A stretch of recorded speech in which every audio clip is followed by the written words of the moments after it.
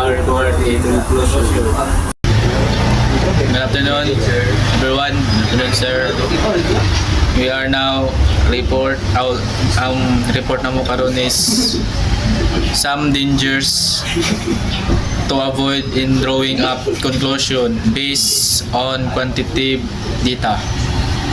There are some pitfalls to avoid in the use of quantitative data. Researchers should not accept nor utilize quantitative data without questions or analysis even if are presented in authoritative looking forms.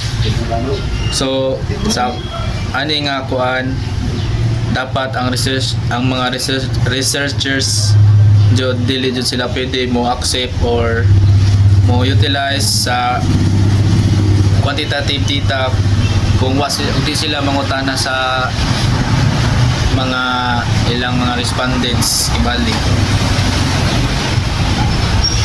This is so because in some instances quantitative data are either inaccurate or misleading, either unwittingly or by design. So kuan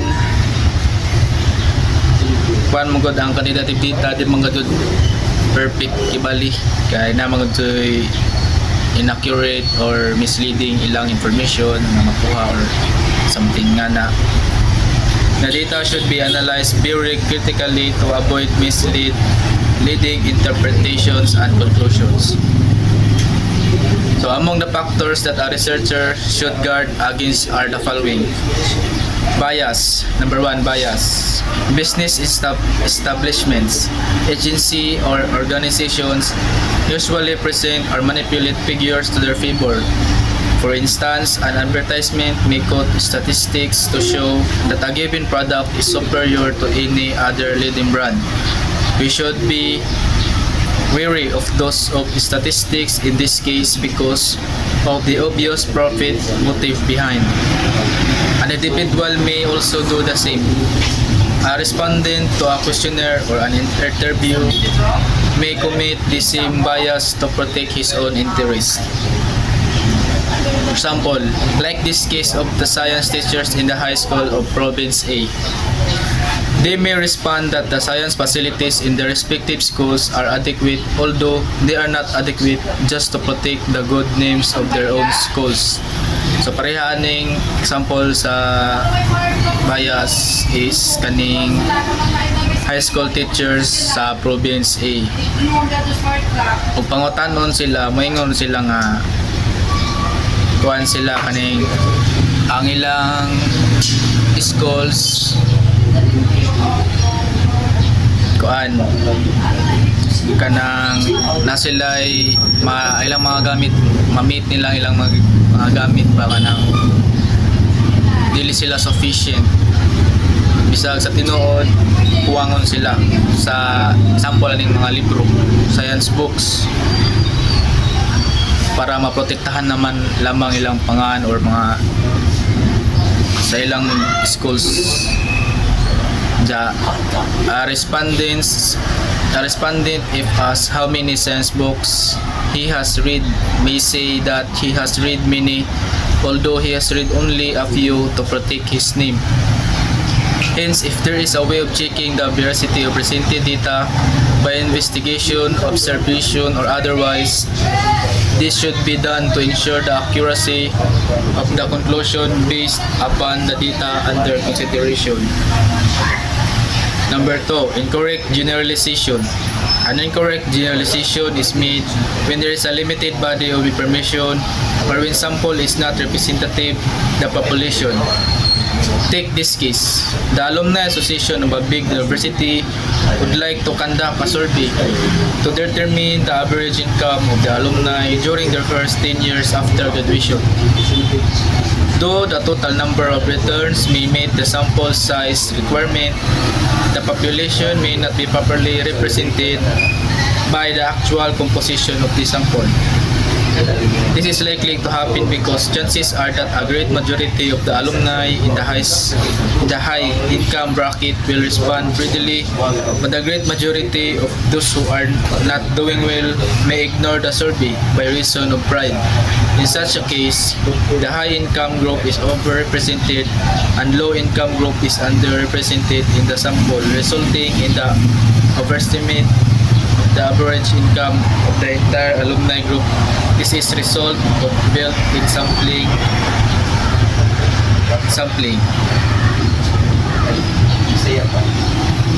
Number 3, correct deduction. This happens when a generate rule is applied to a specific case. Suppose there is a finding that the science facilities in a high school province A are inadequate. We cannot conclude that at once that any particular tool or equipment is definitely inadequate. Suppose there is an oversupply of test tubes, tends to make the conclusion that all science equipment and tools in the high school province A are inadequate is an incorrect deduction in this case. Number 4, incorrect comparison. A basic error in statistical work is to compare two things that are not really comparable. Again, let us go to the high schools of province. Suppose in the survey, school C has been found to have 20 microscopes and school D has only 8.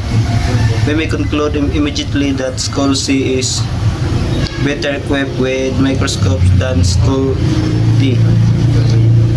However, upon further inquiry, school C has 1,500 students, while school D has only 500.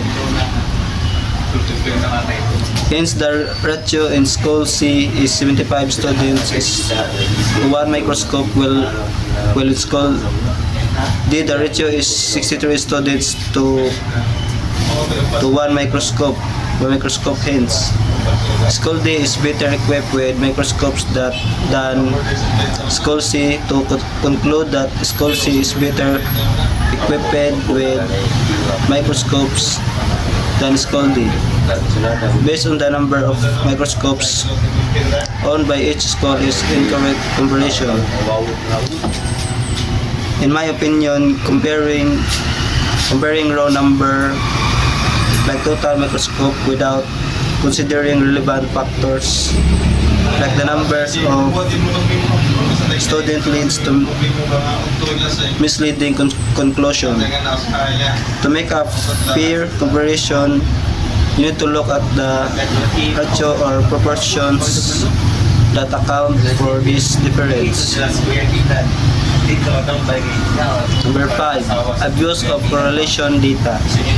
A correlation study may show a high degree of association between two variables. They may move in the same direction at the same rate, but it is not right to conclude at once that one is the cause of the other unless confirmed so by other studies.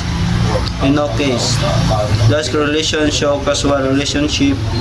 When the government increase the price of the gasoline, the prices of the commodities also start to rise. We cannot conclude immediately that the increase in price of gasoline is the sole cause of the increase in the prices of commodities.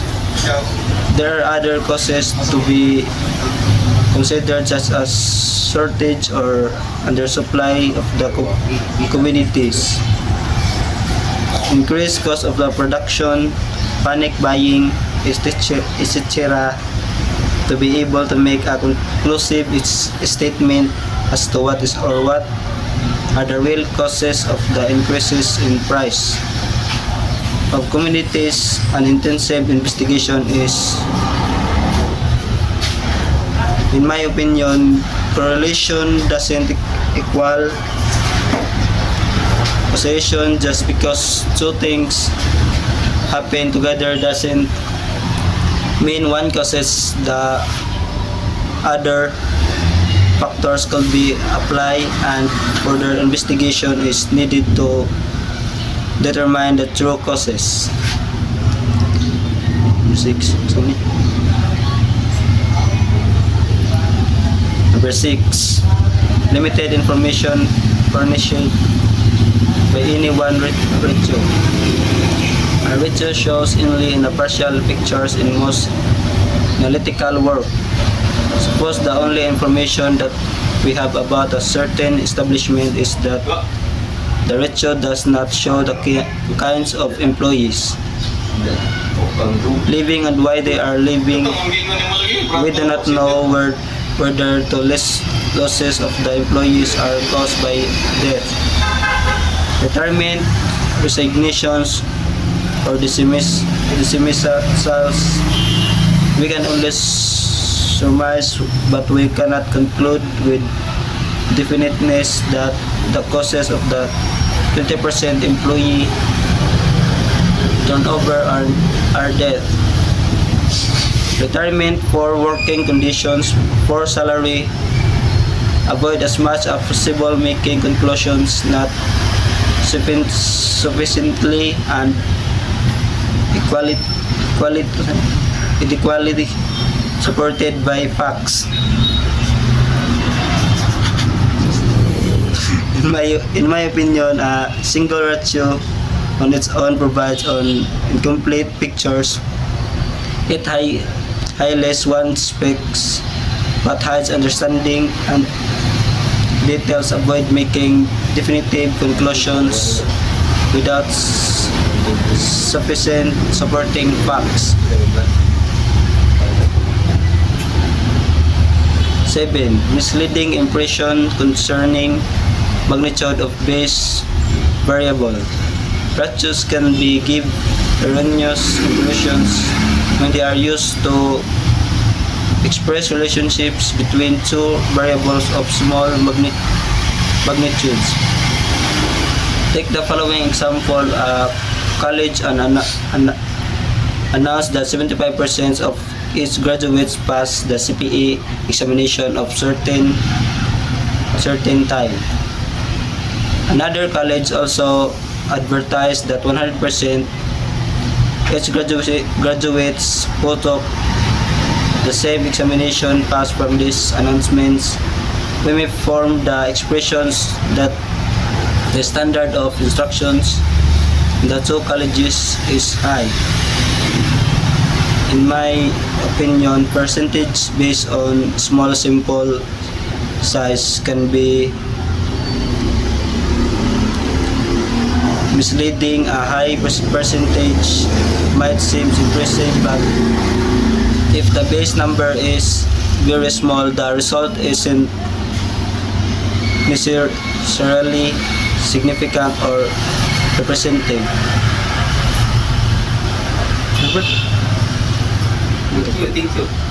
Thank you.